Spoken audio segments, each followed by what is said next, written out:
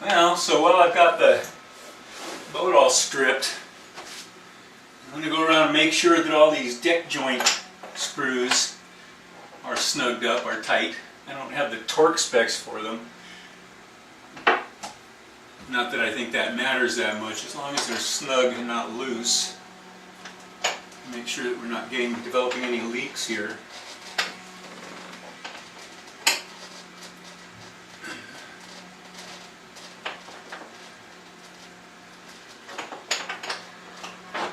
And we haven't gotten a whole lot done on the boat in the last few weeks. But as wonderful as our life is, it's not perfect. And even we have times when life is a bit of a challenge. I've had some health issues to work through over the last few months. I had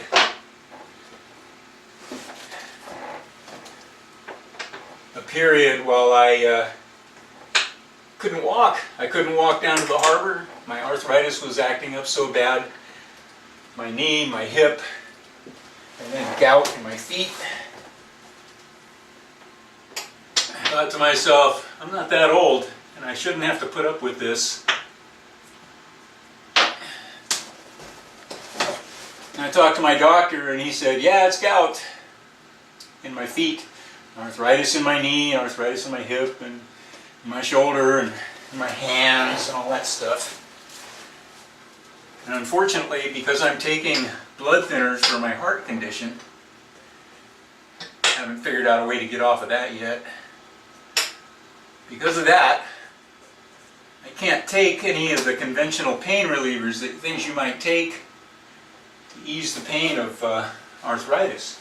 Things like acetaminophen, aspirin, ibuprofen, stuff like that, can't take. So, as I like to do, I started doing some research, asking around, looking at things on the internet and at the library, and I discovered a few interesting things. First off, a friend recommended CBD, which here in Alaska you can buy over the counter. So I bought a vial of CBD and started taking that. Pretty interesting stuff. Anyway, that was a definite positive step in the right direction. Then I made some changes to my diet. I had already given up beer, because beer is one of the worst things you can consume if you have gout. And pretty much stopped drinking altogether. But I made some additional changes to my diet based on those recommendations.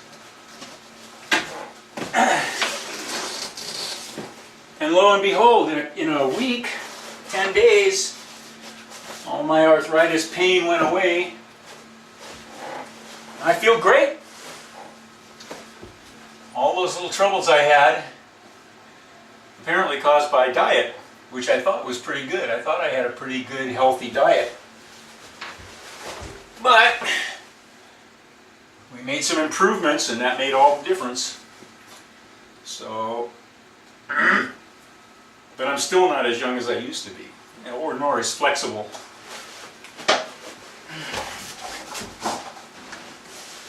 So the upshot is, of course, we have not made anywhere near the progress we thought we would make on the boat. We weren't counting on it, but we kind of hoped we might get some physical help.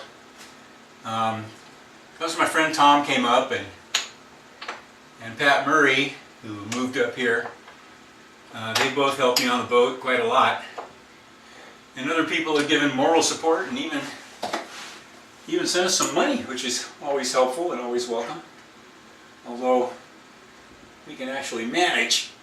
If we're really frugal, we've got the money we need to finish the project. The thing is, the time that we're able to spend, or that I'm able to spend working on the boat, was not what we needed to make the progress we wanted to make.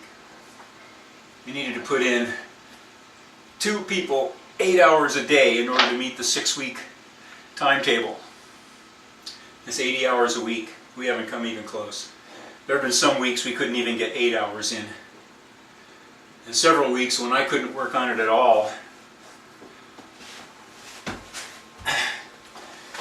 But as you know from the videos so far, we have been doing a lot of other work that needs to be done. All that painting and varnishing and stuff needs to be done also. So it hasn't been altogether without progress.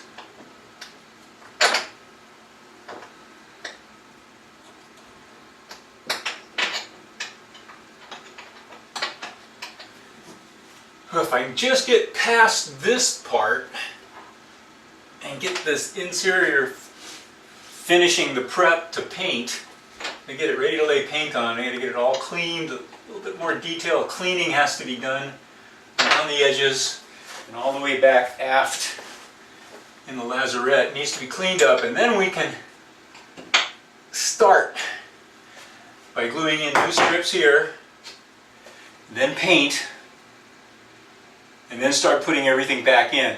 But I may put this main bulkhead back in before we paint. But once we start putting stuff back in, it'll go fairly quickly, I hope. Anyway, that's our plan right now. Our main bulkhead, the construction of it is finished. It's all glassed and ready. It just needs to be varnished and painted. Again, the main bulkhead is a plywood cord, epoxy and glass construction. We need to varnish the one side, the after side that faces the main cabin, and paint the forward side that faces the V-berth. And then that can go in right here. And then we can start putting in the rest of the stuff. We'll put this bunk in and the ceiling that covers all this hull, spare hull. Pretty quickly it should all come back together. Anyway, if I get caught up here, just grab me by the feet and pull me out, okay?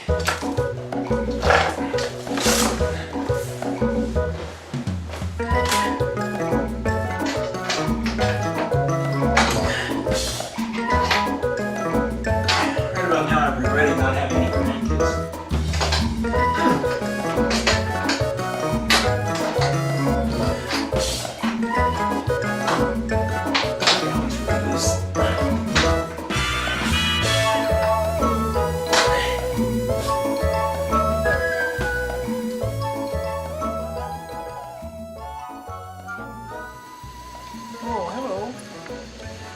Doing your boat yoga for the day? Boat yoga.